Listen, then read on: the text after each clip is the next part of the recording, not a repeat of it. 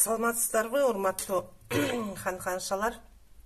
Мен азыр сиздерге нейрографика жөнүндө бир аз түшүнүк берип кетейин. Нейрографика бул аябай сонун биздин жашообузга өзүбүз менен иштөөчү инструмент болуп эсептелет.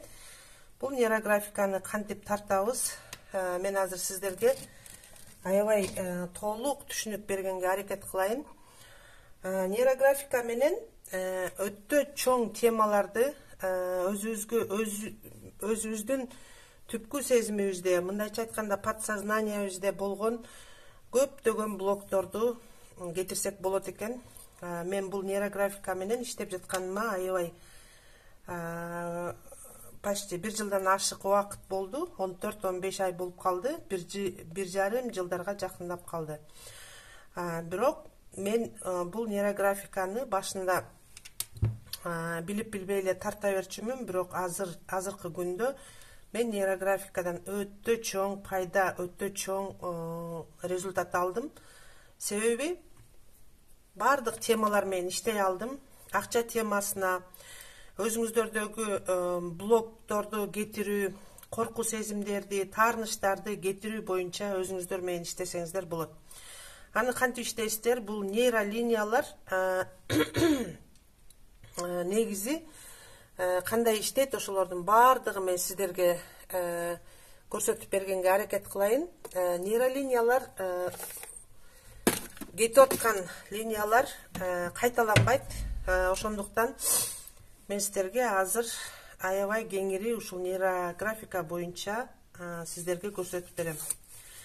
Нейрографика бул линиялар нейрографиканы 4-5 жылдан бери ушул нейрографиканы аябай көптөгөн адамдар колдонуп келет.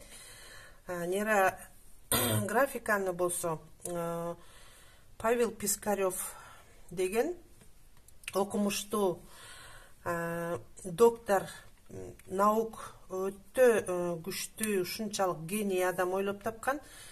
Ал адамдын көптөгөн инструкторлору, ушул эле нейрографика боюнча сабак берген көптөгөн окуучулары бар. Азыркы күндө бул нейрографика аябай кеңири таркап жатат, бирок биздин Кыргызстанда аз эле адам татат болуш керек деп ойлойм. Мен каналдардан кезиктирген жокмун. Ал эми мен ушул нейрографиканы мен дагы окуп бүтүрдүм. Бирок дагы бир курста окуп атам. Жакында Аллахым буйрса, нейрографика боюнча сертификат алам. Эми караңыздар, нейрографика линиялар кандай тартылат? Линиялар негизи мен сиздерге мындай эле айтып берейин. Нейрографика деген линиялар мондай тартылат. Ал эми бул ортосундагы өткөн линиялар бул биздин мына бул жердеги өткөн линиялар бул биздин конфликттерибиз, же болбосо таарынычтарыбыз деп түшүнүңүздөр. Бул нерсени мондай кылып жумшартабыз, мындайча айтканда округление кылабыз. Кыргызча жумшартуу деп айтылат экен. Караңыздар. Сиздердин түпкү сезимиңиздердеги бардык блокторду ушул өзүңүздөрдүн ошо сүрөтүңүздөр менен эле ушул тартып аткан нейрографика менен көптөгөн блокторду кетирсеңиздер болот. Азыркы күндө биздин алтын доор, ошондуктан сабактарда аябай көп сабактар психология жөнүндө көптөгөн инсандар өздөрүн издеп жаткан мезгили. Себеби азыркы күндө сонун ийгиликтерди жаратып аткан айымдарыбыз аябай көп. Бир эле айымдар эмес, мырзалар дагы бар. Мынакей, караңыздар. Нейролиниялар ушундай болуп, бири-бирин кайталабайт, бирок ар кандай линиялар пайда болот. Биздин мээбиз ушундай жайгашкан. Эми караңыздар, монун ортосунда мына бул каталар, мындайча айтканда, кыргызча айтканда, ошондой эле конфликттер, Эми могул жердеги линияларды биз сөзсүз түрдө жумшартышыбыз керек. Кандай кылып? Мынакей мен көрсөтүп берип атам.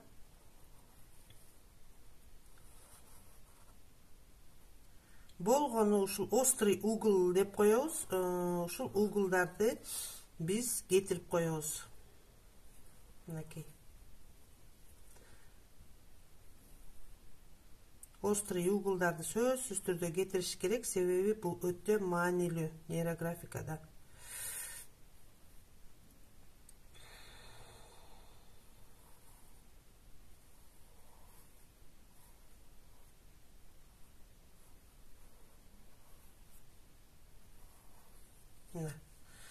Ушундай кылып биз конфликттердин бардыгын, жашообузда болуп аткан конфликттердин бардыгын кетире алсак болот экен. Нейрографика боюнча мен сабактарды өтөм, офлайн, онлайн сабактарды өтөм. Вот ошол сабактарга келип катышсаңыздар болот. Ал эми нейрографиканы кантип тартканга болбойт. Например, мындай кылып бирде кылып тартканга болбойт. Бул нейрографика эмес, жөн эле арт-терапия болуп эсептелип калат. Ошондуктан мындай кылып тартканга болбойт. Нейрографика мындай болуп, ар кандай болуп тартылат. Караңыздар. Туура тартканда мындай болуп тартылат линиялар. Кетип аткан жакты экинчи жолу кайталабайт, каалаган жакка кете берет. Биздин мээбиз ушундай жайгашкан, караңыздар.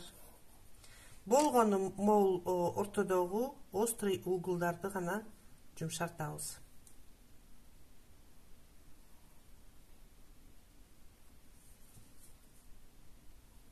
Окей. Ал эми биздин бүгүнкү темабыз мен оңой ичимдеги кайгы капаны, мындайча айтканда таарынычты, коркуу сезимдерин кое берем деген тема. Мен орусча айтканда я легко отпускаю все свои обиды деп азыр жазабыз. Сөзсүз түрдө тема жазып алышыңыздар керек. Эгерде тема жазылбаган болсо, анда бул нейрографика эмес, жөн гана арт-терапия болуп эсептелип калат. Мен азыр тема жазып алам. Биринчи башталышында тема жазабыз.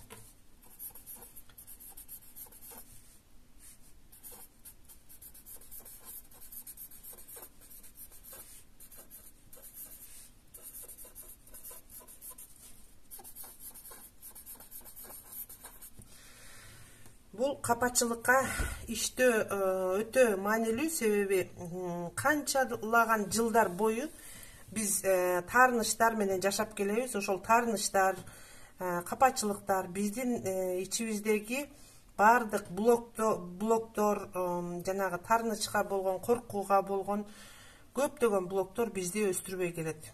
Акча келүү, ийгилик келүү, ошол блоктор гана бизди кармап турат экен. Ошондуктан мен азыр орусча жаздым. Я легко отпускаю все свои обиды деп.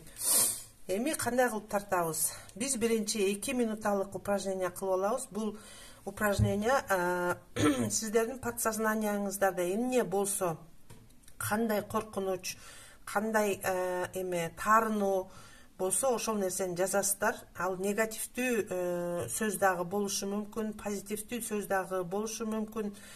Кыскасы, сиздер ушул темага эмне ойлойсуздар, ошол моментте кайсы подсознанияңыздарга сөз келсе, кайсы ой келсе, ошолорду жазасыздар. 2 минутта упражнение. Бул упражнение көнүгүү кыргызча. Бул көнүгүүсүз биз эч кандай биздин ичибиздеги таарынуу блокторду кетире албайбыз. Эми мен азыр жазып баштайм. Так, 1, 2, 3 кеттик.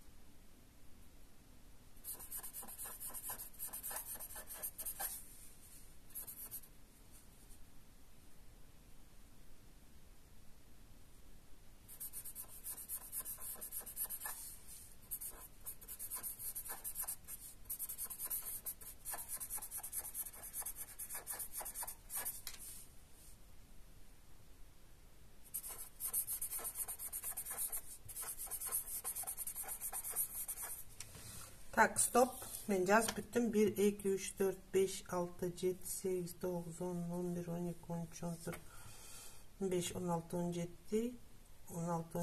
17, 16, 17, 18, 19, 20, 21, 22, 23, 24, 25, 26, 27, 28, 29, 30, 31, 32, 33, 34, 35, 36, 37, 38, 39, 40, 41, 41 söz жазып тұрмын. Эми кандай кылып тартабыз?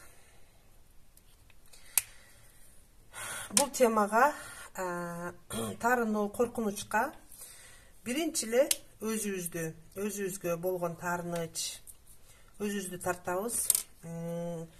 Өзүбүздү тартыш үчүн кандай кылып тартабыз болгону бул жерде жанагы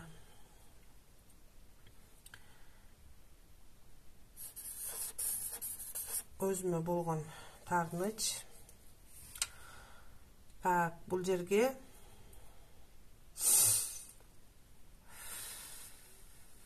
ата энебизге болгон таарыныч. Бул жерге башка эркек затына болгон таарыныч. Бул жерде акчага болгон таарыныч. Бул жерде болсо Вселеннаяга, Аллахка болгон, биз ар дайым ушундай таарына беребиз го. Эмнеге менден бул жок, эмнеге тиги жок депчи. Вот именно ошолорду кетиребиз. Мен өзүмдү бул нерселерди эми кайтадан ушундай эме кылып чыгабыз. Гармония.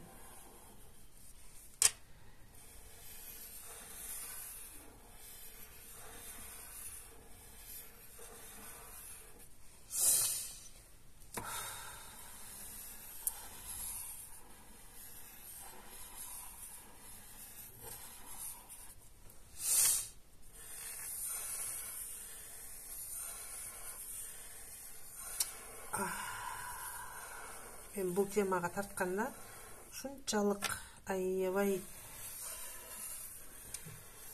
таарынычтарым көп экен.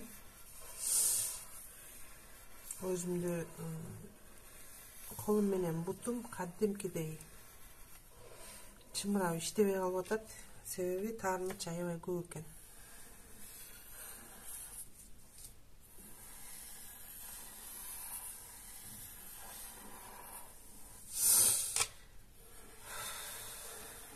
Чуңкур дем алабыз. Эми караңыздар. Гармонияга киргизип алдык өзүбүздүн таарынычтарыбызды. Караңыздар, ушунчалык таарынычтарым аябай прям ушунчалык көп экен. Кээ бирөөнүкү мынчалык эме мындай чиелешпейт. Эми бул жактан биз нейролинияларды өткөзүп алабыз. Нейролиниялар ар жакка кетет. Өзүн кайталабайт кеткен жактан.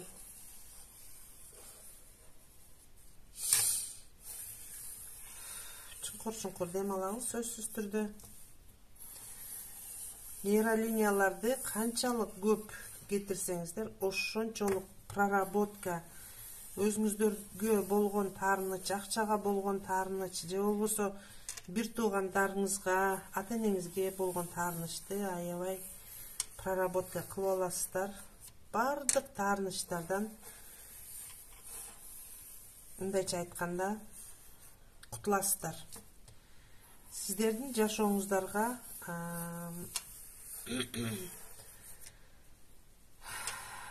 ийгиликтерге жеткизбей келген ушул таарынычтар болуп эсептелинет. Караңыздар, кандай эме ушунчалык чиелешип кеткен жылдар бойку таарынычтар булардын бардыгы. Мен нейролинияларды ушунчалык көп тартам. Эми караңыздар, ушунчалык менде таарыныч бар экенин билген эмесмин. Мен бул өзүмдүн таарынычтарымды жакындан баштап ушул кетирип баштадым. Эми болсо биз жумшартабыз, мындайча айтканда, бардык биздин ичибиздеги конфликт, ичибиздеги болгон ушул таарынычтардын бардыгын кетиребиз. Кантип кетиребиз? Жумшартабыз, округлять этебиз орусчасында айтканда. Бул округление деген жумшартуу, острый углдарды, көйгөйлөрдү, проблемаларды, жашообуздагы проблемаларды кетиребиз. Чуңкур дем алабыз. Бул жумшартып баштаганда ушунчалык кимдир бирөөнүн башы оорушу мүмкүн, кускусу келиши мүмкүн, же болбосо ашказан оорушу мүмкүн, же болбосо баш айланышы мүмкүн, эстеши мүмкүн. Ар кандай денеңиздерди контролдойсуздар, денеңиздер кандай ушунчалык,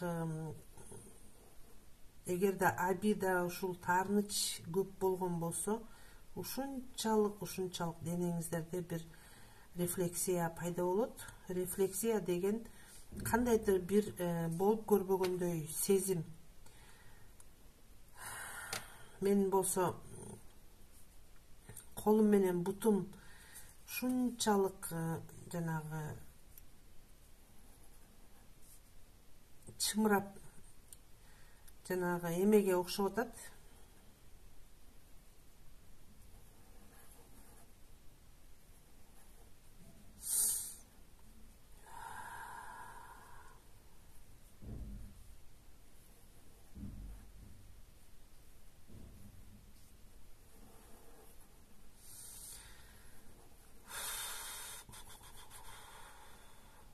Чуңкур дем алабыз. Тартабыз. Округление кылабыз. Мен ар дайым өзүмдү биринчи округлять этем, эмнегедир. Себеби өзүм менен аябай катуу иштегим келип жатат. Бул темага мен кейс тартып жаткан мезгилим азыр. Таарыныч, коркунуч, ушундай эме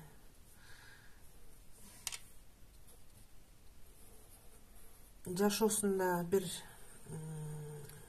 бардыгы идеальный адамдын өзү жок болуш керек деп ойлойм. Себеби ар бирөөбүздө бир жаш чагыбызда кандайдыр бир нерсеге, ата энебизге таарынышыбыз мүмкүн. Мүмкүн бир оюнчук, обыкновенный оюнчук алып бербеген болушу мүмкүн. Вот именно ушул таарыныч, коркунучка сөзсүз түрдө тартабыз. Себеби өзүңүздөрдүн таарынычтарыңыздарды жок кылып проработка кыласыздар.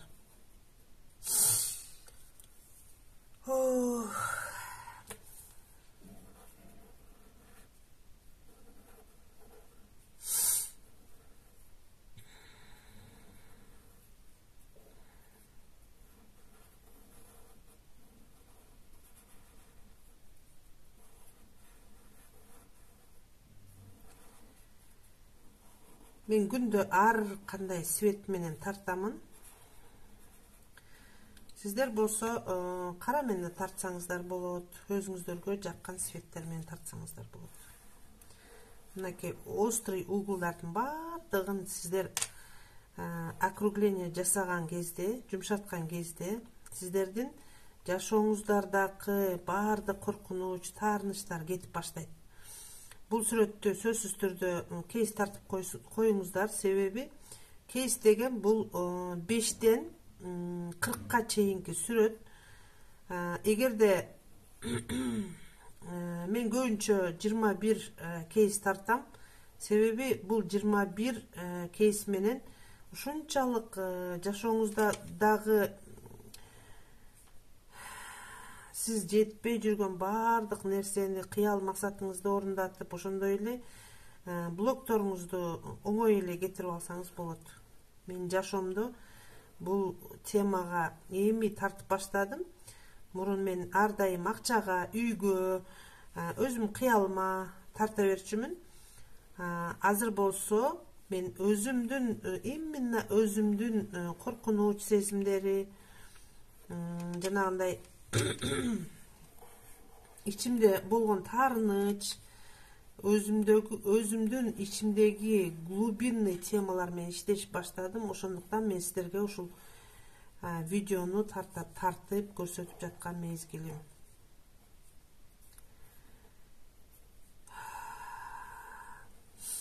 Сөзсүз түрдө чуңкур дем аласыздар. Ушунчалык башым ооруп чыкты, себеби аябай көп таарынычтар, аябай көп.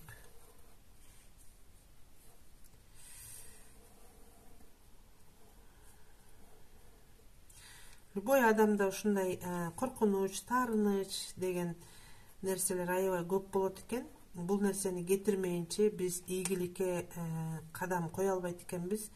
Ошон үчүн канча жылдан бери изденип келаткан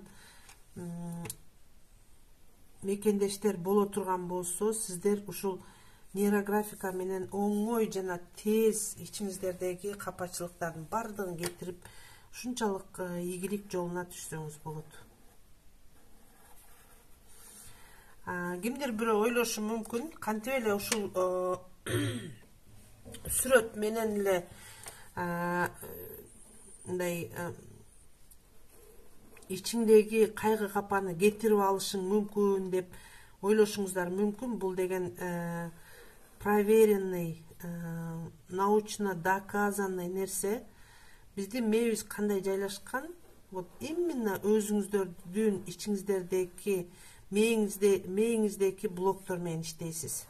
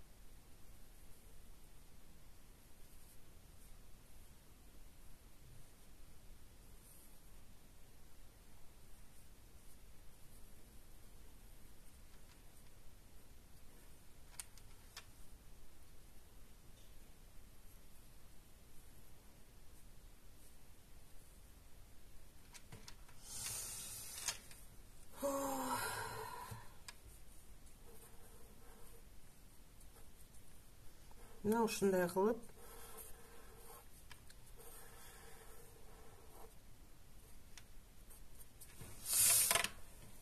округление жасайсыздар.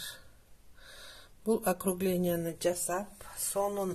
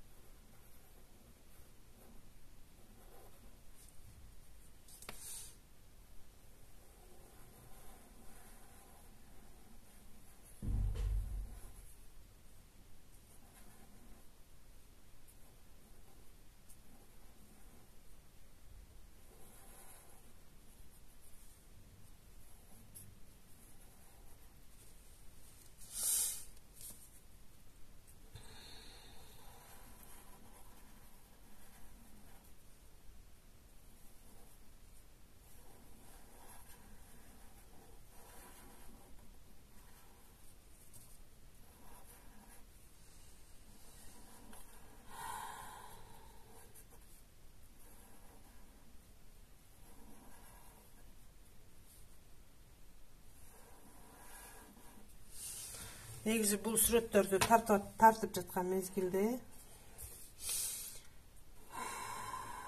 ушунчалык денеңиздерде рефлексия жүрөт. Рефлексия деген эмне? Бул сиздердин ички сезимиңиздер. Ички сезимиңиздерде кандайдыр бир сиздер күтпөгөн нерселер боло берет. Себеби канчалаган проблема, канчалаган эмелерди решать этип атасыздар да сиздерчи.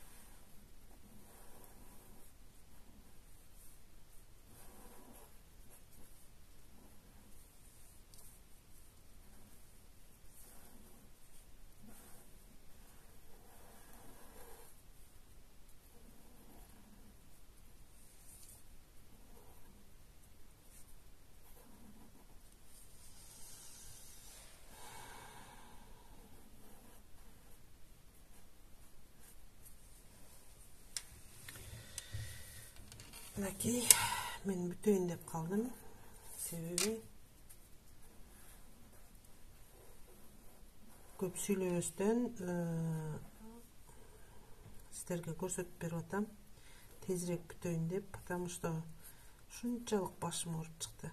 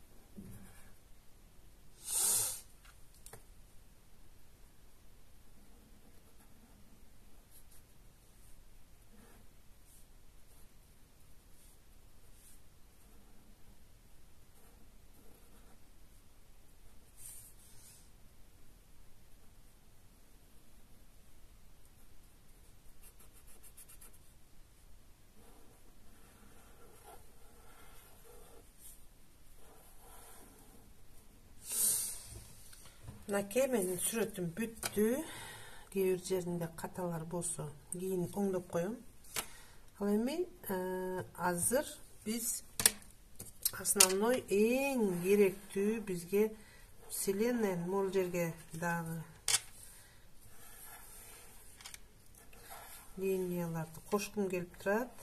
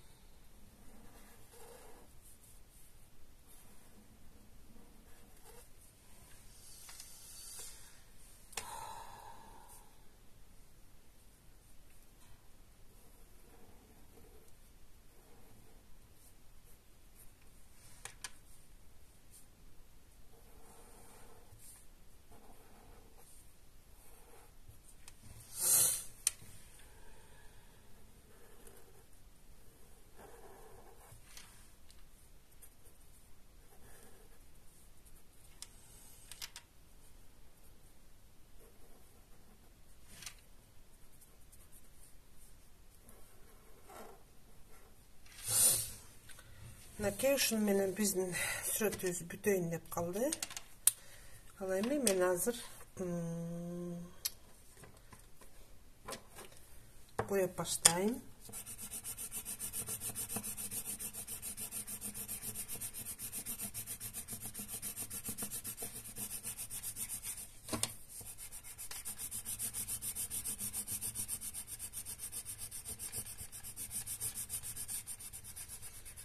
Жашыл светти аябай жакшы көрөм мен.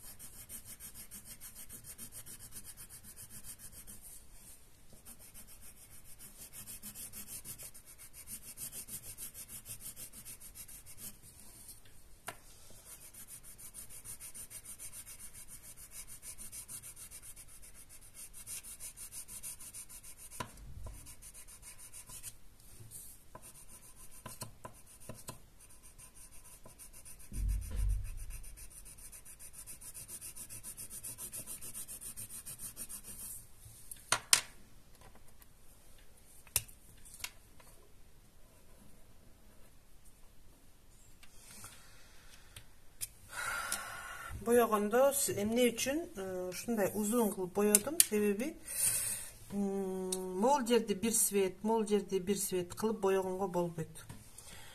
Ал болсо нейрографика эмес, жөн эле сүрөт болуп калат. Ошон үчүн сиздерге бул сүрөт сиздердин пользаңыздарга, пайдаңыздарга иштеш үчүн ушундай кылып боёшуңуздар керек болот.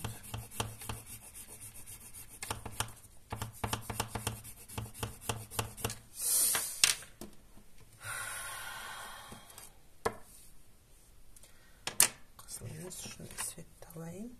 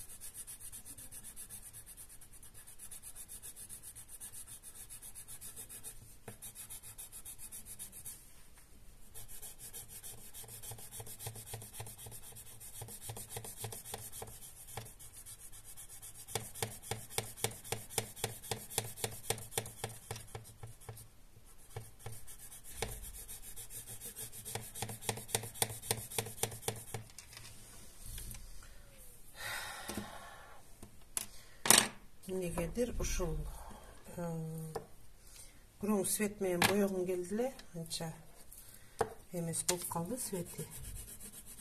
Бирок азыр тууралап коебуз сону.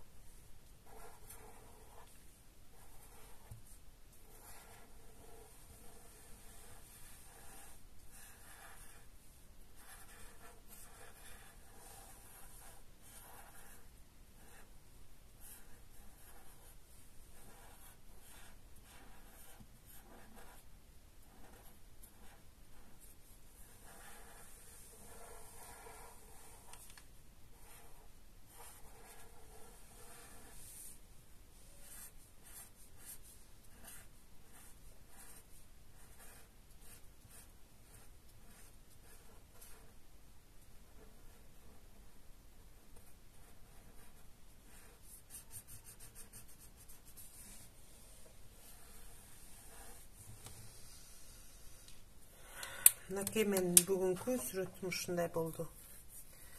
Бардыгыңыздарга ошо көргөнүңүздөр үчүн рахмат.